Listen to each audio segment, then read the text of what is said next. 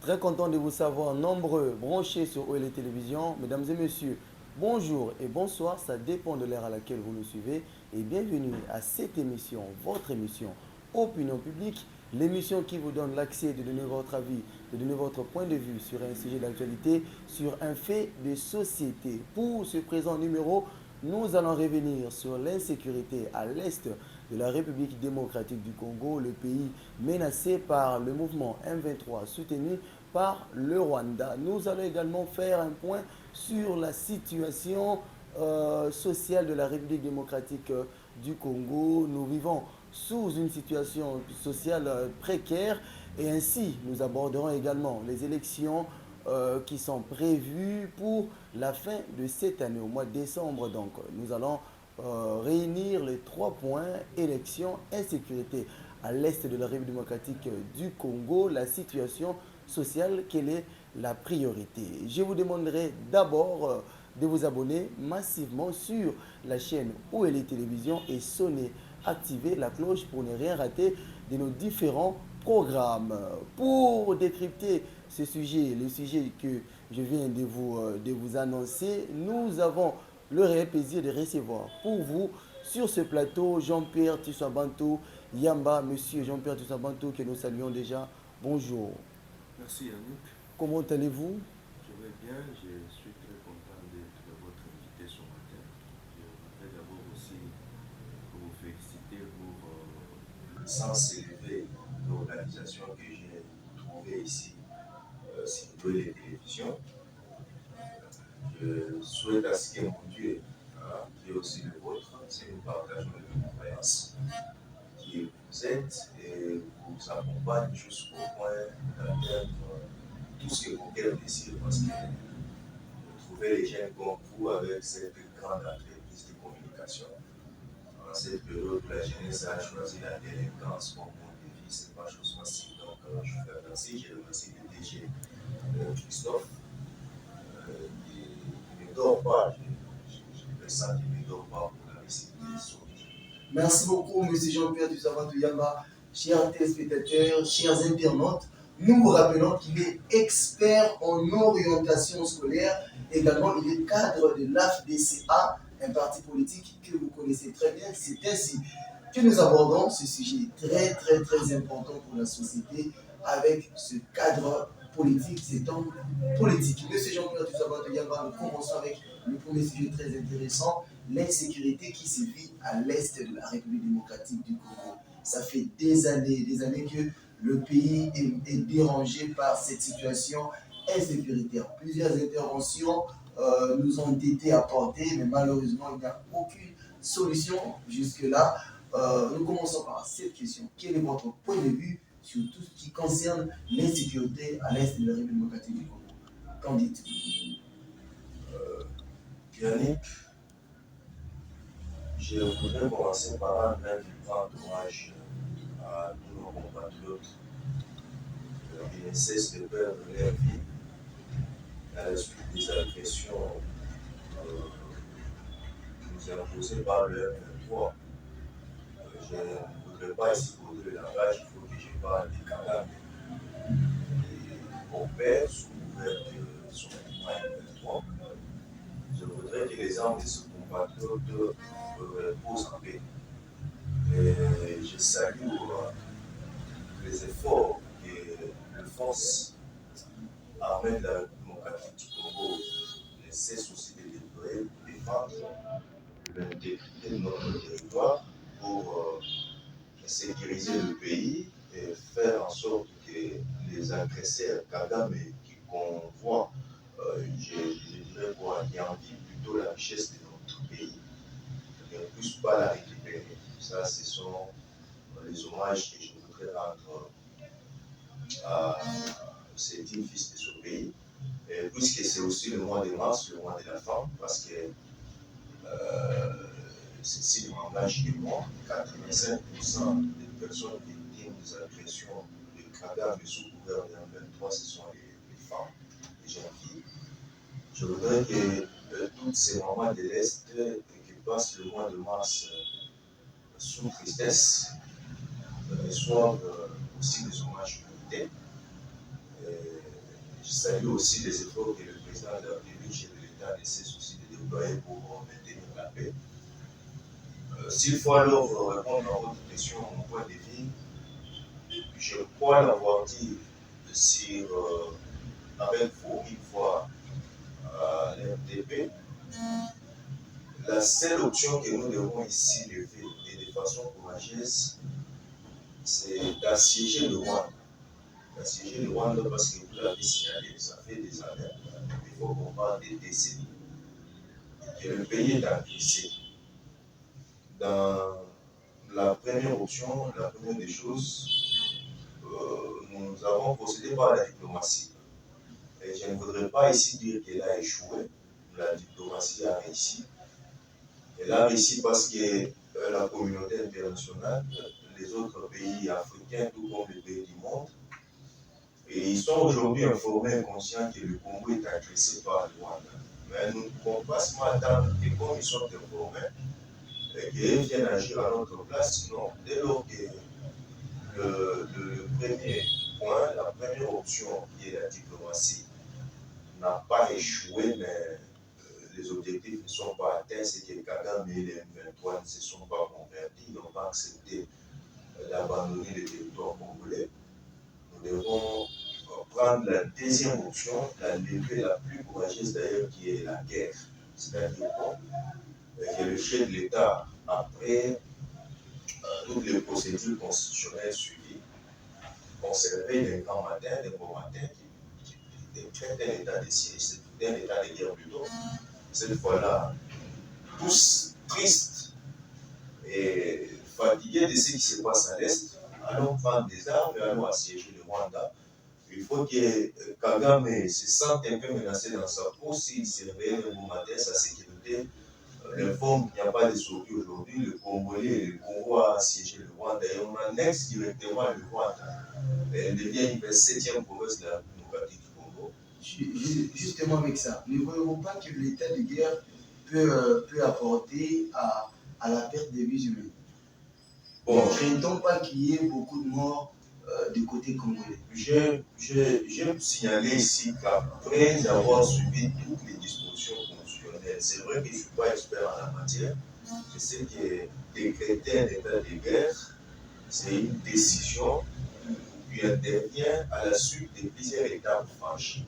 C'est que le gouvernement, puisqu'il est responsable des Congolais qui sont ici et ceux qui sont au Rwanda, il prendra des dispositions, soit de rappeler nos compatriotes congolais qui vivent au Rwanda. Parce que lorsque nous allons assiéger le Rwanda et qu'on commence à tirer à balles réelles sur les Rwandais, je sais qu'il y aura des balles perdues qui peuvent retomber sur nos compatriotes. D'où il faut que le gouvernement commence par prendre des dispositions pour le ramener au pays, sécuriser ceux qui sont au pays, et on donne le mot d'ordre. Tous nous allons traverser parce que ça fait très mal. Ça fait très mal lorsque vous voyez les images sur les médias, sur les réseaux sociaux, sur la télévision. Des fois, vous avez du mal à aller au marché acheter la viande et la consommer parce que vous commencez à faire une confusion, vous posez la question de savoir si ce n'est pas des chairs humaines que j'ai vues sur la télé. Je vais acheter sur le marché manger, même si vous avez ce grand cœur. Mais dès lors que vos compatriotes sont de l'autre côté agressés, vous avez du mal à dormir.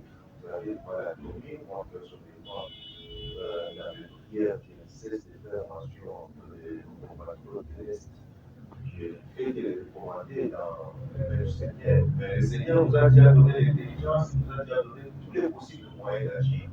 Et c'est à nous de capitaliser ce moyen-là pour défendre cette fois-ci, au lieu de continuer à prier. Prenons les armes, c'est vrai que on va nous dire, nous ne sommes pas sous embargo, comme on le disait, mais c'est vrai que le processus d'achat d'armes n'est pas aussi loin que ce n'est pas aujourd'hui que vous allez commander les armes et vous les obtenir.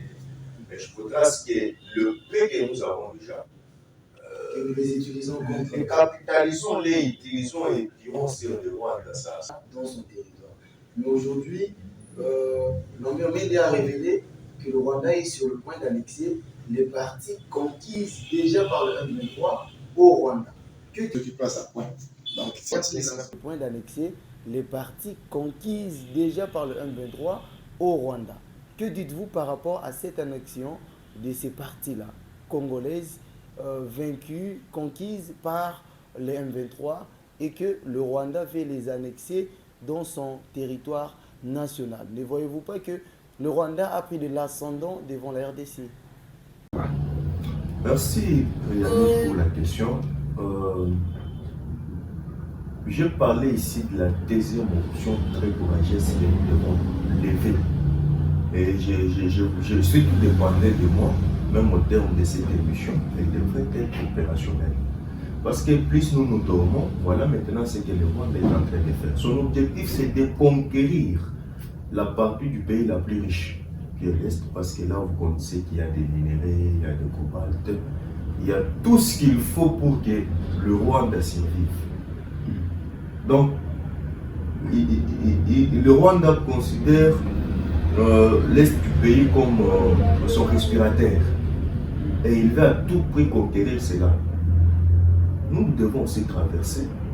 Nous devons traverser. C'est ici pour moi aussi l'occasion de rappeler à notre gouvernement, et aussi avec l'expression de nos hommages les plus différents au président de la République, que nous devons cesser d'accueillir les Occidentaux avec des tapis rouges. Nous étalons des tapis rouges pour des Occidentaux qui, sous coulisses, applaudissent les Rwandais qui nous agressent. Traversons, parce que si nous nous dormons, c'est ce que les Rwandais va concrétiser, et nous serons surpris un jour d'apprendre que le pays est divisé, que le pays est devenu disséqué, nous avons balkanisé. Tout ça, ce n'est pas ce que nous voulons. Nous avons nos 26 provinces avec ces 145 territoires. Ça, c'est l'héritage qui nous a été légué par nos anciens, les Patrice Emery Lumumba, les Laurent Désiré Kabila et les autres. Nous ne pouvons pas accepter que cela soit partagé avec les chiens. Parce que même la Bible dit qu'il ne faut pas donner la nourriture aux enfants aux chiens. Et pour moi, les chiens, ce sont les Rwandais. Et la nourriture des enfants, c'est la République démocratique du Congo et nous sommes les enfants. Si nous osons céder, franchement, c'est pour nous une façon de cacher sur les efforts, sur la tombe de Patrice Emery Lumumba et les autres héros de ce pays qui ont versé leur sang pour ces 26 provinces et 145 territoires. Donc, c'est ce que nous devons faire. Et vous aussi, les professionnels des médias, aidez-nous à faire sentir que nous sommes tous unis contre le Rwanda. J'ai vu vos collègues, lorsque c'est la force armée de la République démocratique du Congo qui prend de l'ascenseur sur les M23, silence sur leurs pages. Mais ils ne disent rien. Vous sentez qu'ils sont au service des Kagame. Voilà pourquoi le contrôle devrait partir non seulement de nos éléments de force, mais aussi attaquer les professionnels des médias. Parce que vous avez un pouvoir, vous avez un rôle que vous jouez. Un quatrième pouvoir. Oui, un quatrième pouvoir, oui. Et ce pouvoir doit être au service du Congo et non au service des agresseurs du Rwanda. J'ai salué la décision de CESAC. On a interdit aux chaînes rwandais d'être diffusées sur le territoire congolais. Cela devrait aussi être le cas pour vos pages Twitter, Facebook et parfois vos comptes où vous faites la publicité des Kagame, mais c'est comme si ils vous payent bien. Heureusement qu'avec le groupe OLE, nous sommes au service de l'information. Félicitations, je vous suis depuis votre création. Je vois, je ne suis pas du domaine, mais vos textes ne font pas la publicité de Kagame, pas seulement Kagame. Parce qu'il y a une chose que je dois signaler, l'agresseur du Congo n'est pas seulement le Rwanda et Kagame. Nous sommes entourés de 9 hypocrites voisins. Et ces 9 hypocrites voisins sont en complicité contre le Congo. Et c'est nous Congolais dans notre, je peux dire quoi, c'est nous Congolais dans notre léthargie, nous dormons. Et c'est ce sommeil qui va nous enfoncer. Un jour, nous serons locataires chez nous. Monsieur Jean-Pierre, comment vous expliquez la complicité des autres pays voisins, hormis le Rwanda? Mais ces gens-là, bon, ils viennent ici, c'est comme je disais, là, nous étalons les tapis rouges, on les accueille, Museveni, Lorenzo et tout comme ça. Mais est-ce qu'ils ont déjà pris le courage de dire ouvertement que la République démocratique du Congo est agressée par le Rwanda. Parce que mon maître, le professeur ordinaire Jean-Paul Yaoui dit, celui qui ne condamne pas le mal n'est pas différent de celui qui le conçoit ou le connaît. Aujourd'hui, si l'Angola, si la Tanzanie, leurs chefs d'État, les chefs de ces États, ne disent pas ouvertement, vous voyez, Macron a eu du mal à le dire ici, il a eu du mal à le dire, c'est une forte complicité qu'il ne faut pas rechercher avec des loups, non. Donc c'est-à-dire vous demanderez qu'on les accueille plus ici sur le terrain. Ils doivent sentir que nous sommes informés de l'RG, hein, du couteau à double tranchant. Parce que quand ils viennent, je vois le CG de l'IDPS qui appelle les militants à aller les accueillir. Ils sont très bien accueillis. Mais c'est ça, dès lors qu'ils sont très bien accueillis, ils disent ils sont à l'aise. Ils sont à l'aise, ils peuvent faire ce qu'ils veulent parce qu'ils savent que le Congo c'est un pays riche, convoité par tous ses 9 voisins. Même au-delà de nos voisins. Oui, même au-delà.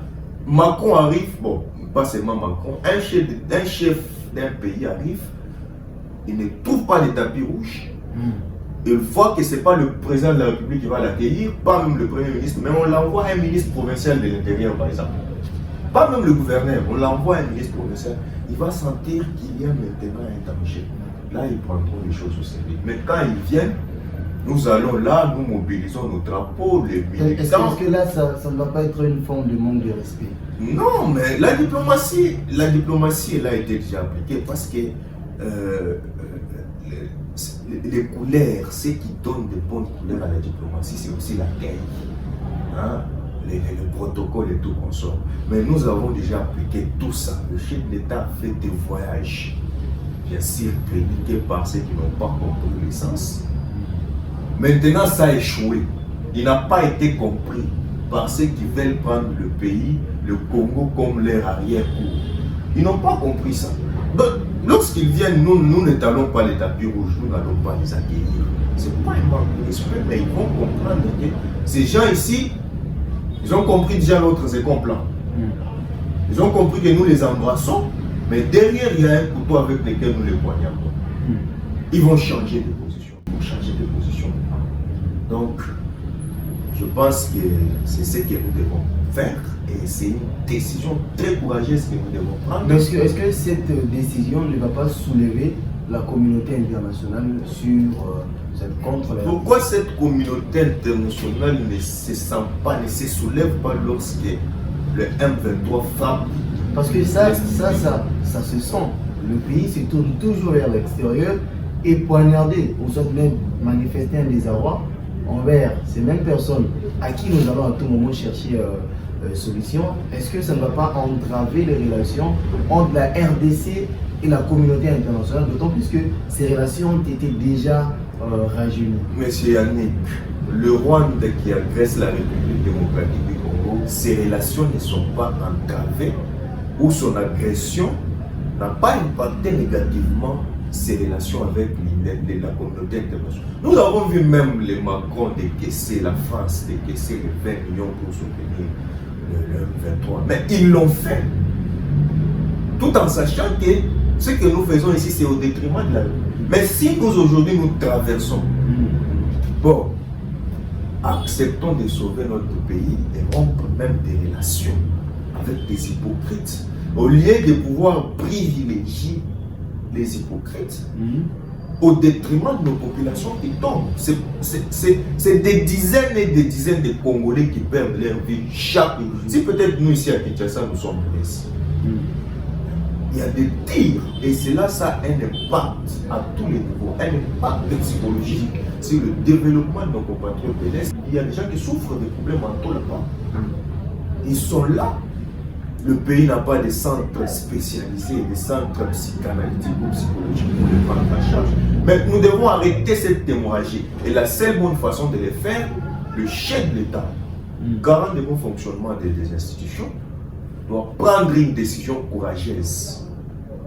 Donner un mot d'ordre et nous sommes très prêts à traverser menacé. Kagame doit se sentir menacé dans sa peau.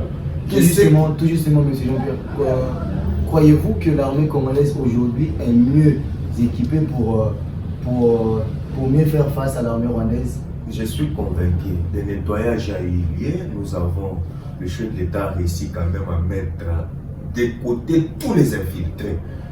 Le matériel, je vais en parler. Mais je ne voudrais pas, je demande aussi au chef de l'État, je sais qu'il va peut-être à travers nos services nous suivre, que son nettoyage ne se limite pas seulement dans l'armée, même dans ses institutions.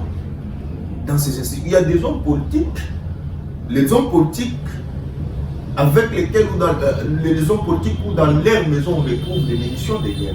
Les munitions de guerre là, si c'est pour soutenir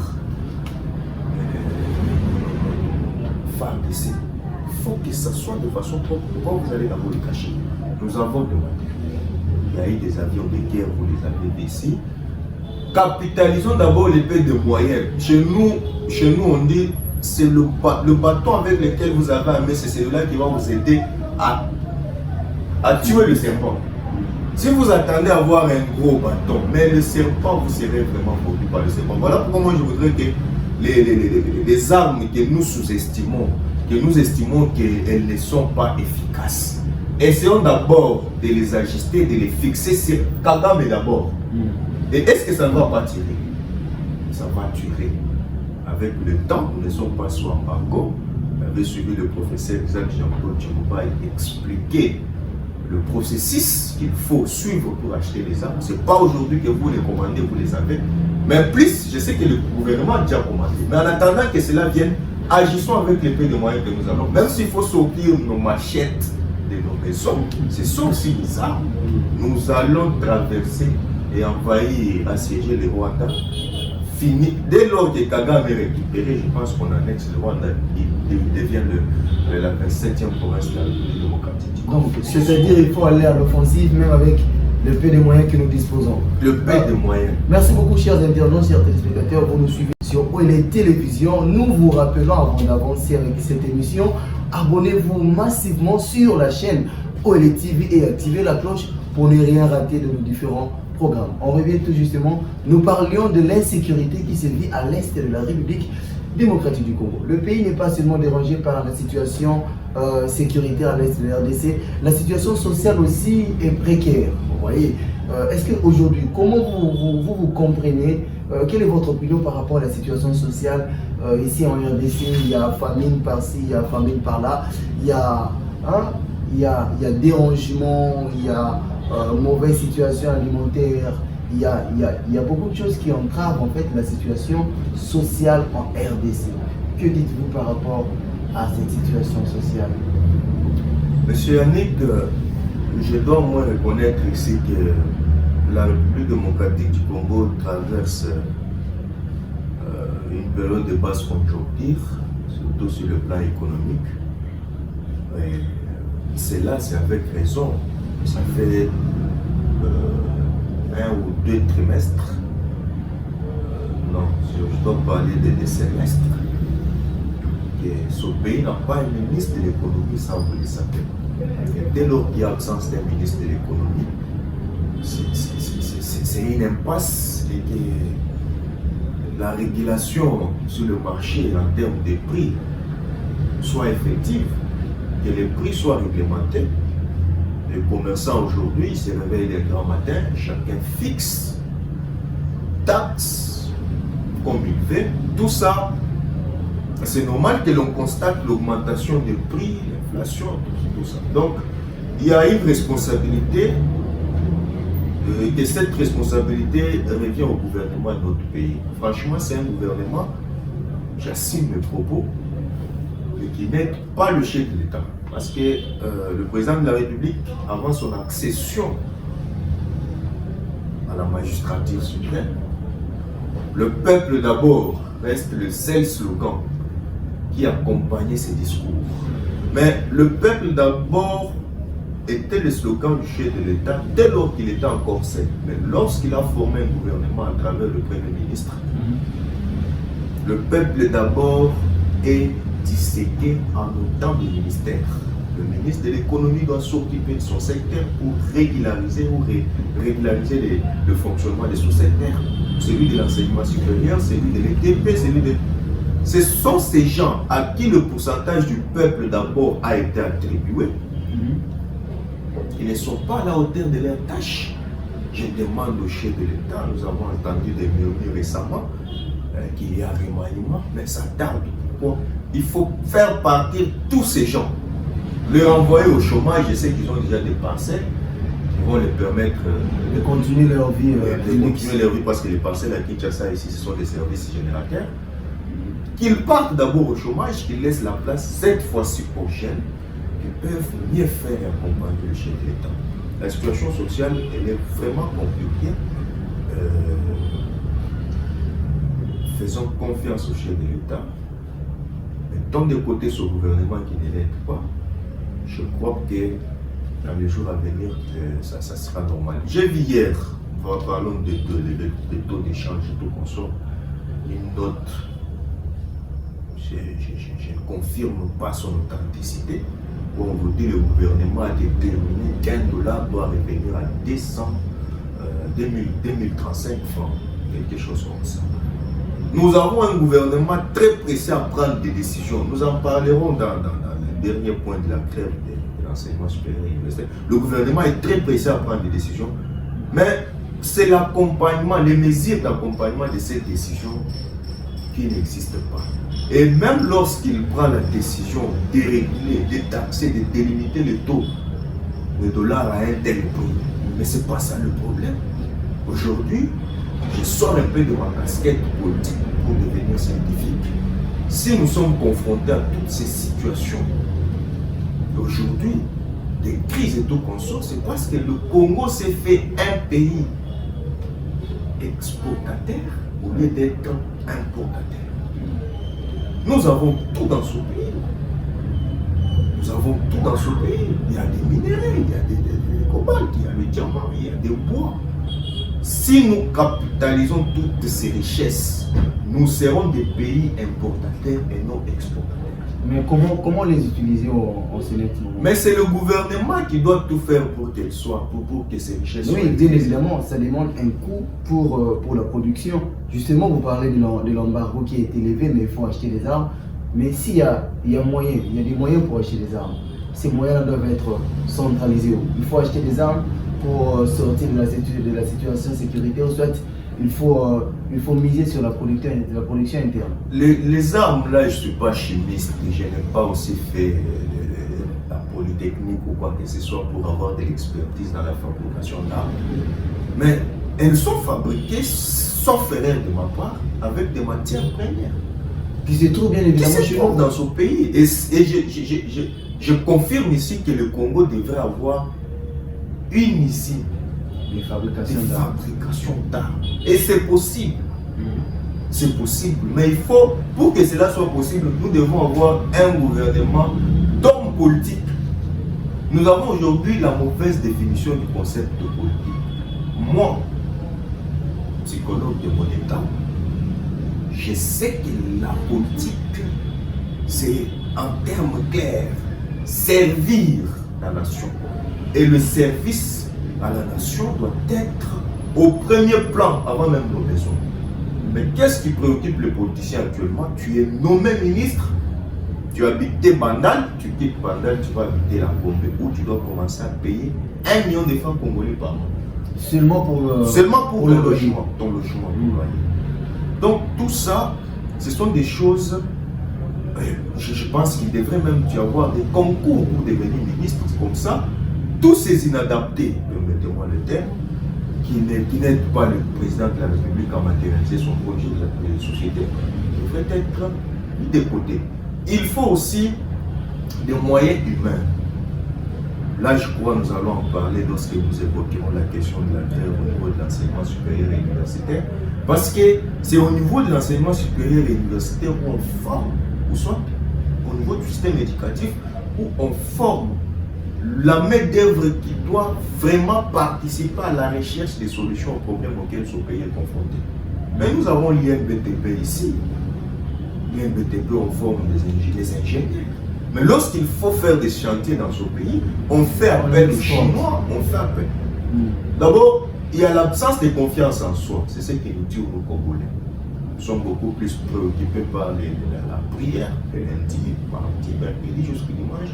Mais si aujourd'hui on organisait un procès entre les Congolais et Dieu, donc le Congolais a un procès contre Dieu, nous perdons ce procès devant Dieu parce que le bon Dieu nous a tout donné. Intelligence, sagesse, richesse. Et il nous regarde du haut des cieux, il dit, mais voilà ces gens qui viennent dans des maisons, prier chaque jour. Ils veulent quoi? Nous ne sommes pas comme le Rwanda qui souffre. Aujourd'hui, si le Rwanda était comme la République du Congo, il ne devrait pas nous agresser. Mais le Rwanda a compris le Congolais a atteint un niveau de naïveté, un stade suprême de naïveté. Il aime beaucoup prier, il aime la musique, il aime, je ne décourage pas la culture, mais il ne veut pas exploiter les richesses. Et quand une tomate qui revenait à 200, elle vient désormais à 700 000 francs, on crie à la crise. Mais nous devons exploiter la personne. Très bien, merci beaucoup, M. Jean-Pierre Dusama-Yamba. Je pense que vous étiez en train d'évoquer ici le gouvernement, bien évidemment. On y revient parce que ce gouvernement-là est au départ élu. Ce sont les élus du peuple. Bien évidemment, M. Jean-Pierre Dusama-Yamba, là nous évoquons les questions sur les élections. Les élections se pointent à l'horizon 2020, selon 2023 ici, au mois de décembre, excusez. Comme annoncé, selon la Constitution, et puis le chef de l'État l'avait déclaré qu'il n'y aura pas glissement, c'est-à-dire nous irons aux élections au mois de décembre, mais récemment, il a dit que la situation sécuritaire peut hypothéquer l'organisation des élections au mois de décembre. Parce que voyez-vous les élections reportées ou soit voyez-vous un glissement ou soit transparente et apaisée? Merci, M. Yannick.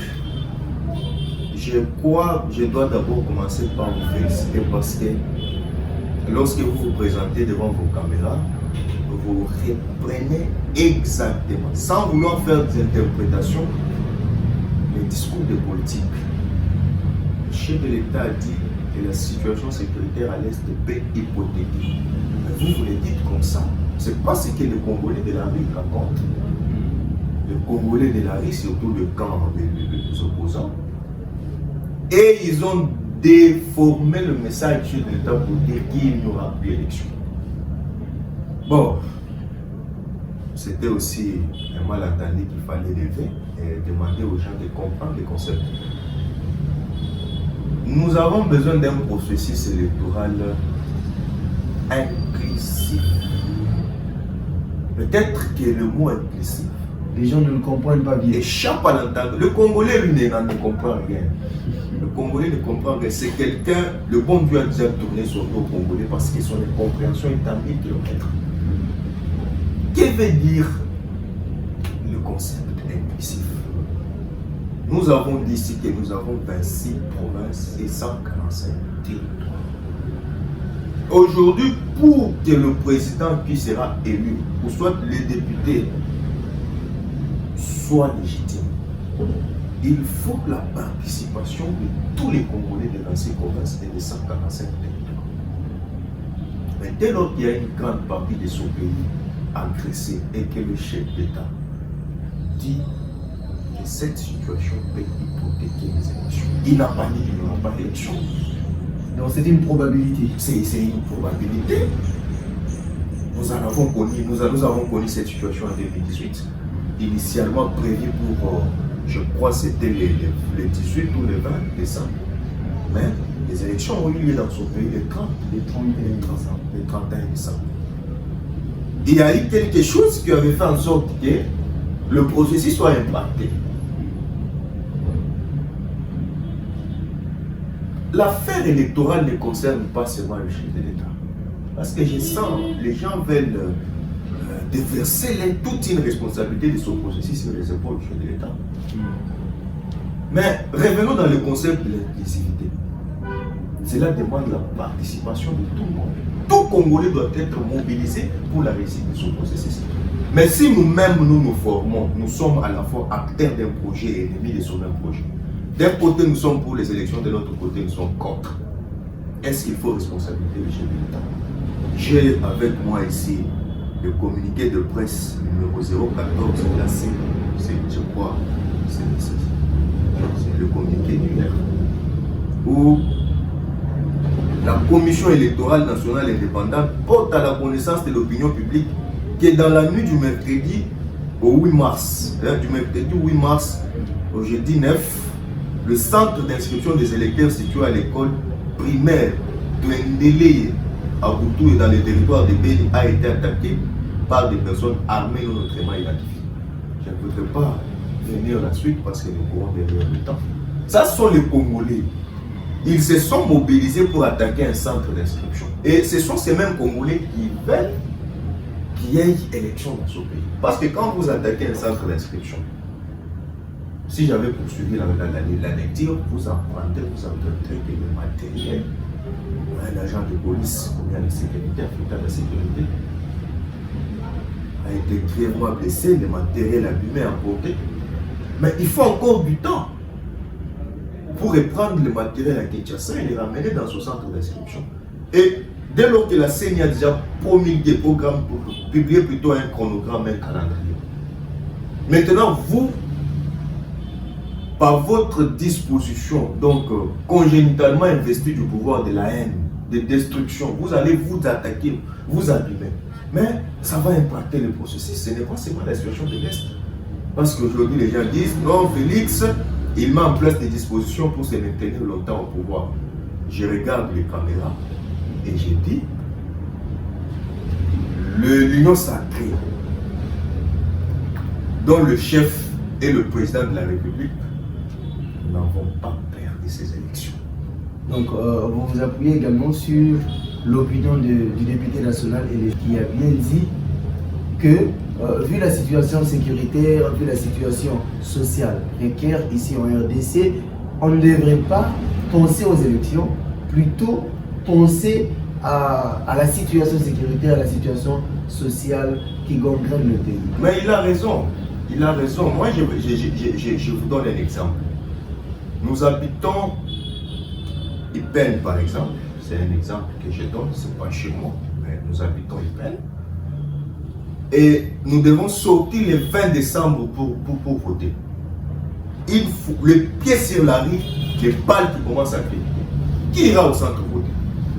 Personne. Ça, c'est la situation sécuritaire. Maintenant, la situation sociale. Quelqu'un qui vient de faire une semaine sans manger, est-ce qu'il aura la force d'aller rester sous le soleil? Ne voyez-vous pas que aller aux élections est un remède?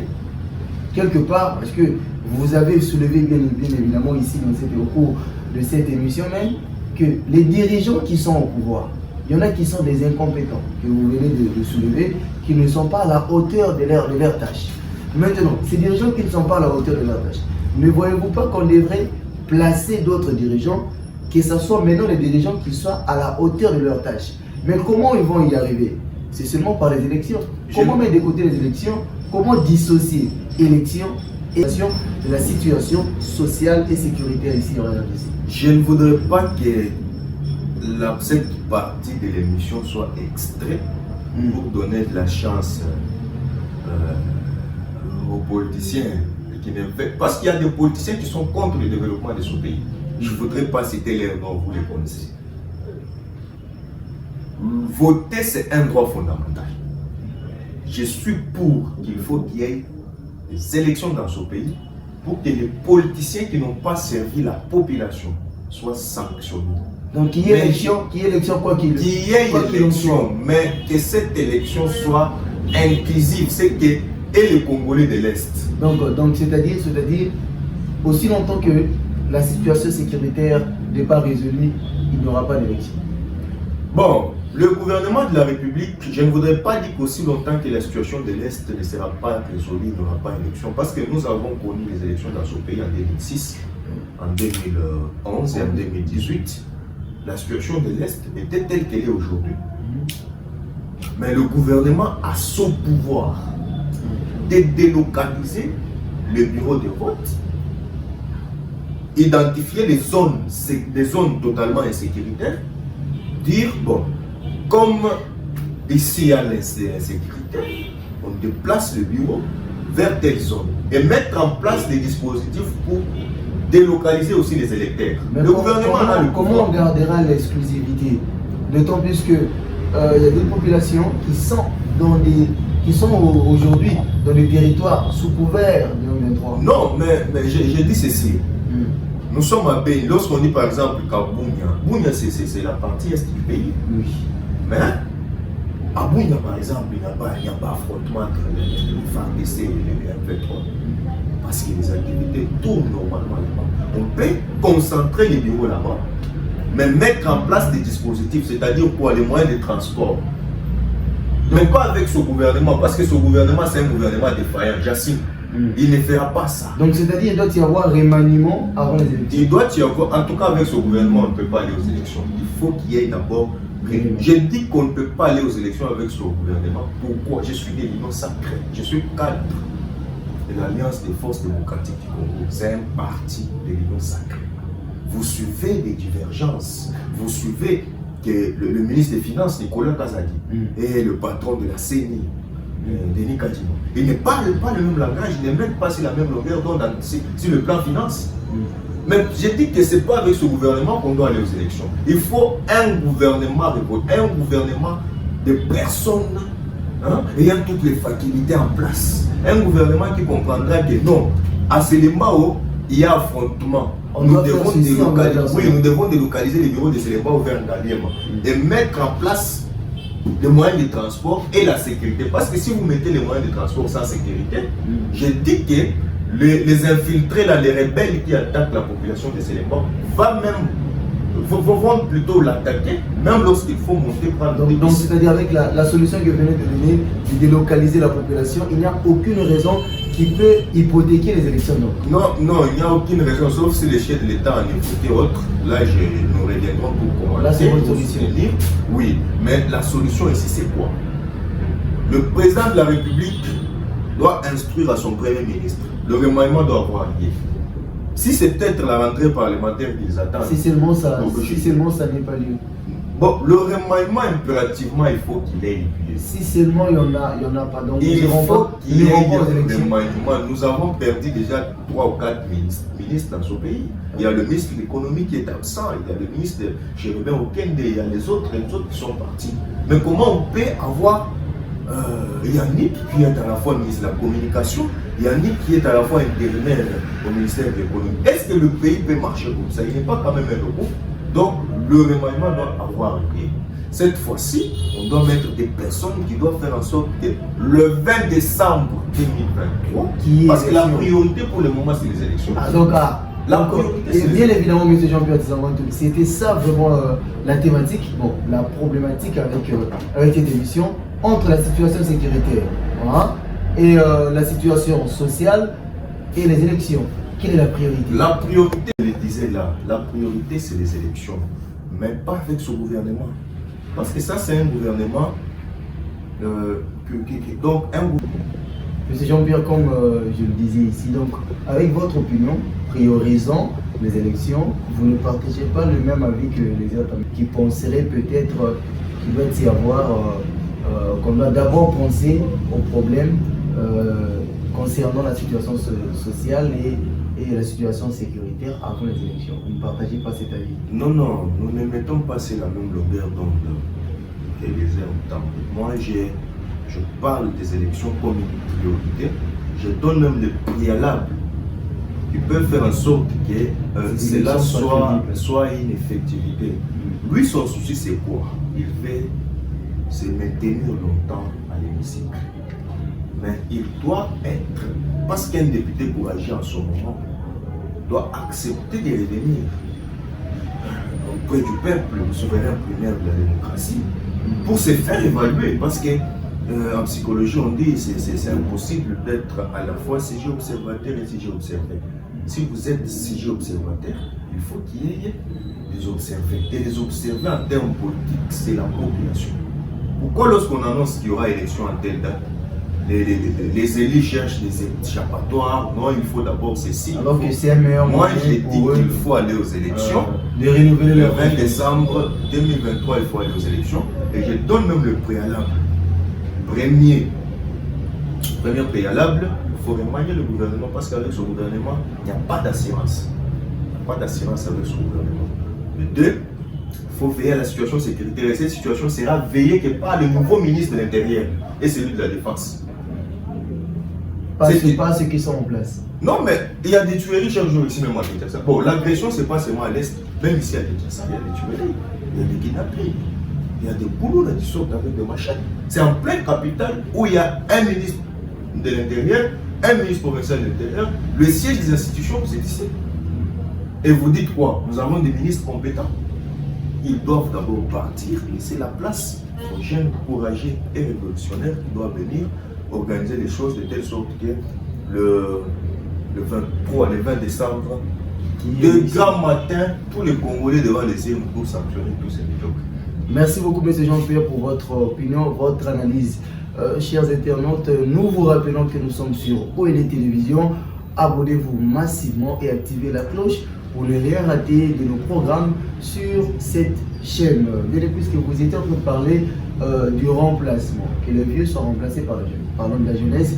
Là, nous évoquons également la situation de la grève au niveau de l'ESU, au niveau de l'enseignement supérieur et universitaire. Une grève qui a commencé dès l'entame de cette nouvelle année. Je ne sais pas, M. Jean-Pierre Tissamantouyamba, quelle est votre analyse par rapport à cette grève qui se répète chaque année? C'est chaque début d'année qu'il y a revendication des professeurs et ces revendications empêchent que les étudiants étudient convenablement. Quelle est votre lecture? Bon, je donne, M. Yannick, je donne une double lecture en ce qui concerne cette grève que nous avons connue, que nous connaîtrons. Je dis que nous connaîtrons, je prophétise parce que il y en aura encore les années prochaines. Il y en aura, ça a commencé depuis les années 2010 et jusqu'à aujourd'hui ça continue. J'en donne une double lecture. La première lecture fera au niveau de la forme. Et la deuxième, j'entrerai dans le fond. C'est là que j'évoquerai la conséquence que cela a sur cette jeunesse. Une jeunesse qui a un parent pauvre, qui n'a pas eu de possibilité de l'envoyer en Europe pour les études, mais qui a dit rester au Congo et étudier. Et voilà ce que ça produit. La forme d'abord. J'ai évoqué ici les responsabilités du gouvernement congolais. C'est un gouvernement, j'ajoute, très têtu. Et je dois aussi ajouter une certaine attitude de nature à aller dans le sens, dans un ordre dispersé qui se constate dans le camp de nos professeurs. De ce côté-là, ce sont mes maîtres. Je voudrais solliciter leur intelligence ce matin. Ils ne sont pas autonomes. Je n'exclus pas ici le fait que la grève est un droit fondamental. Tout fonctionnaire, tout travailleur, dès lors qu'il ne se sent pas dans son assiette, il doit faire entendre sa voix auprès de son responsable qui est le gouvernement pour solliciter son salaire, exiger son salaire. Et le seul moyen qu'il faut entreprendre pour y parvenir, ce sont des grèves, ce sont des manifestations, ce sont des marches pacifiques et de consommer. Mais qu'est-ce qui se constate chez nos professeurs? Je commence avec eux pour terminer avec le gouvernement. Il se constate une certaine forme de multigroupe dans le camp de nos professeurs. Ils ne sont pas 5 000 dans ce pays, ils sont moins de 5 000. Je sais qu'ils sont beaucoup plus concentrés ici à Kinshasa, à l'université de Kinshasa, à l'université pédagogique nationale qui m'a formé, à l'université de Lubumbashi qui s'organise. S'il faut les comptabiliser, ils ne feront pas 5 000. Mais ils ne sont pas ordonnés. Le 15 février, le RAPICO, je crois c'est le rassemblement des associations de professeurs des universités, instituts, tout ça, a fait un communiqué, si on avait le temps, je devrais le lire, annonçant la grève sèche, générale et illimitée. Cette grève qui arrête toutes les activités pour l'année académique 2022-2023 dans toutes les universités, toutes les institutions supérieures de la République. Une semaine après, c'est la PIKIN, l'association des professeurs de l'université de Kinshasa, qui sort avec son communiqué. Je crois que nous courons derrière le temps. Je devrais lire, j'avais vraiment préparé tout ce dossier. Il sort avec son communiqué. Elle sort, c'est une association, avec son communiqué qui contredit le communiqué du RAPICO. Qu'est-ce qu'ils disent là? Ils ont projeté une marche le 4 mars. Et le 4 est d'ailleurs passé, je n'ai pas vu les professeurs en Doge pour aller à la primature et tout consort. Ils ont projeté une marche pour dire nous nous réservons le droit d'aller en grève, mais nous allons faire un sit-in devant l'immeuble, je ne sais pas, l'immeuble du gouvernement ou devant la primature pour exiger l'exécution de nos accords et tout consort. Messieurs amis, comment nous pouvons avoir les docteurs, ce sont des savants, mais qui acceptent d'être emportés dans un bateau ivre et rempli de désordre? Je me pose la question, est-ce que la Pékin n'est pas dans le RAPICO? Pourquoi ne pas faire une unité, se mobiliser comme un seul homme, revendiquer? Vous allez maintenant en partie, pendant qu'eux enseignent, il y a ceux qui sont en grève, et lorsqu'eux iront en grève, ceux qui étaient en grève avant de prendre. Comment on peut trouver des solutions pour les savants de ce pays pendant qu'ils acceptent de faire le désordre de leur mode de vie? Ça, c'est le premier grief. J'ai demandé pardon à mes maîtres ce matin, que j'ai voulu dire devant les caméras de la télévision.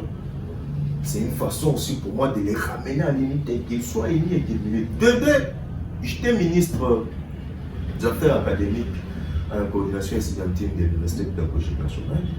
J'ai quand même pris part aux rencontres avec les membres du gouvernement, en l'occurrence le vice-premier ministre et ministre de la fonction publique, Jean-Pierre Biorlou, qui nous a fait une révélation très grave. Je ne certifie pas cela, je sais que ce sont des politiques, chacun veut tenir le droit de son côté. Lorsque nous avons voulu connaître pourquoi il y a un impasse dans l'applicabilité des accords de Dubois, le vice-premier ministre nous dit qu'il y a un désordre dans le cas de professeur. Ce désordre est dit à quoi? Nous leur avons demandé de constituer une commission chargée du suivi de l'exécution de ces accords. Jusqu'aujourd'hui, il n'y a pas eu de commission. Je ne certifie pas ça, mais j'ai redit les paroles. Ceci en sous-entendant qu'il y a mes attentes entre eux. Il y a mes attentes dans la classe de ces savants. Ils ne veulent pas se mettre sur une table, autour d'une table. Avoir un même langage. Mettez en place une commission, parce qu'on ne peut pas prendre quand même tous les professeurs, je ne sais pas s'ils sont à 2500 ou 3000, ils vont envahir le gouvernement pour les suivre des accords. Il faut qu'il y ait une commission, une représentativité. Et cette représentativité, c'est le RAPICO. D'un autre côté, les compétences du RAPICO ont été remises en cause. D'un autre côté, constituer une commission, ça ne va pas. Ça, c'est la responsabilité du gouvernement, des conseils. Je reviens au gouvernement, je crois qu'on court derrière le temps. Le gouvernement, c'est un gouvernement têtu. C'est un gouvernement, en tout cas, qui a démontré ses limites dans la façon de gouverner. C'est depuis 2010, si je ne m'abuse pas, que nous avons connu ce mouvement de grève, qui se solde toujours par des promesses, qui se solde toujours par les accords. Nous en avons des promesses qui ne sont pas réalisées. Nous en avons finalement combien, monsieur Yannick? Ça suffit. Qu'est-ce qui empêche au gouvernement de passer de la parole à l'acte? Donc, moi je pense que le Congo, nous ne sommes pas encore matures pour avoir une école, et c'est comme maître le professeur l'a dit, nous devons fermer cette histoire que nous appelons arbitrairement école. Nous fermons ça pour 4 ans. Et qu'est-ce qui va se passer dans ces 4 ans-là? Je termine par là. La première et la deuxième année, on envoie tous les Congolais au service militaire. Le pays a besoin de ceux qui doivent attaquer Gagani. Nous devons tous partir. 2 ans de formation militaire. Et là, c'est pas à Kinshasa, on nous amène tous à Kamina. Là, on nous apprend, après nous allons à Kananga, l'académie militaire, on nous apprend comment défendre le pays. La formation militaire nous apprendra à être disciplinés. Les Congolais ne sont pas disciplinés. Merci. Les 2 dernières années, je termine s'il vous plaît, les 2 dernières années, c'est le service national. On nous envoie maintenant à Kanyamakassis. On va faire le maïs, on va apprendre à servir la nation, tout ça. Et pendant les 4 années que l'école est fermée, qu'est-ce qui va se passer? On appelle les experts en sciences et l'éducation, les experts en orientation scolaire comme vous. Là, je parle d'experts. Je suis un peu sorti de ma casquette politique. Nous concevons un programme de formation adapté au problème qu'a ce pays. De telle sorte qu'au terme d'une formation, on a une main-d'œuvre susceptible de regarder le problème auquel le Congo est confronté et dire à ce problème, il faut une solution. Pas ce qui se passe aujourd'hui. Nous avons des licences, nous avons des graduats, nous avons des ingénieurs, mais lorsqu'il faut résoudre un problème de ce pays, on appelle les Chinois, on appelle les Indiens. Voilà aujourd'hui tous les chantiers au pays. Les universités, ce sont construites aujourd'hui par des Chinois, des Indiens. Ça veut dire quoi? À l'INBTP, il n'y a pas des ingénieurs. S'il n'y en a pas, c'est que c'est le gouvernement, pouvoir organisateur de l'enseignement qui a échoué. Parce que si vous dites que les ingénieurs de l'INBTP ne sont pas efficaces, mais c'est vous, gouvernement, vous n'êtes pas efficace. Voilà pourquoi je demande au chef de l'État de mettre tous ces gens de côté. Ça va nous permettre de voir ce pays décoller. Si vous ne le faites pas, merci beaucoup. Merci beaucoup. Donc il est aussi de ceux qui pensent que le pays doit marcher comme il marche. Merci beaucoup, merci beaucoup, M. Jean-Pierre Tisserand Yamba. Vous avez terminé avec votre solution, votre point de vue et votre solution sur la résolution de cette grève au niveau de l'enseignement. Avant tout, nous vous avons dit que M. Jean-Pierre Tisserand Yamba est un homme politique, cadre du parti politique AFDC-A, faisant partie de l'Union sacrée de la nation. Nous allons dire un petit mot avant de finir avec cette émission. M. Jean-Pierre Tisserand, quel c'est M. Yannick, je mesure la gravité de la situation précaire à laquelle notre pays est en séjour confronté. J'ai dit tout à l'heure là qu'on a des richesses, on a tout, mais il y a un problème qui nous manque, c'est l'homme qui doit gérer les institutions, l'homme qui doit gouverner. Je viens fraîchement de l'université, il n'y a pas longtemps que j'ai obtenu ma licence. Je crois que si cette licence était intervenue 2 ans avant le processus électoral ou avant cette année électorale, je devrais personnellement me représenter aux élections comme candidat député national.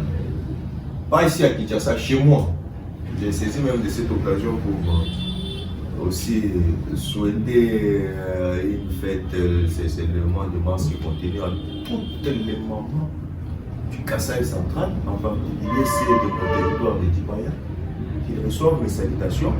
Je voudrais que le bon Dieu les garde, parce qu'en 2028, parce que bientôt vous irez les rencontrer. 2028, c'est pas maintenant. Maintenant, nous laissons encore les oncles, les tantes, et qui se battent d'abord. Lorsqu'ils seront fatigués à un moment, nous prendrons la relève, parce qu'ils ont échoué. Ils ont échoué. Donc, j'ai intégré la politique. C'est pour un jour siéger à l'Assemblée nationale comme député. Je sais que c'est un rêve que je veux matérialiser. Mais en attendant, je continue à accompagner les chefs de l'État, surtout lorsqu'ils posent de bons actes. C'est ça la particularité que moi j'ai en intégrant l'Union sacrée. Lorsque c'est mal, je dis c'est mal, et lorsque c'est bon, je dis c'est bon. Donc, c'est un peu ça, M. Yannick. Merci beaucoup pour avoir honoré notre invitation, M. Jean-Pierre Tisserand Yamba. Nous vous disons merci énormément pour avoir honoré, pour avoir accepté de venir ici sur ce plateau de OLT Télévision. Mesdames, Messieurs, nous sommes déjà à la fin de cette émission Opinion Publique. Nous vous remercions énormément, vous, nos téléspectateurs, nos internautes, pour votre confiance. Merci beaucoup. N'oubliez pas de vous abonner massivement sur la chaîne OLT Télévision. Activez la cloche pour ne rien rater de nos programmes. Et à vous également, vous qui nous suivez, vous voulez venir participer directement ici sur ce plateau avec cette émission, ce n'est pas difficile. Contactez-nous au travers des numéros, des coordonnées qui vous sont présentés. Merci beaucoup, à la prochaine.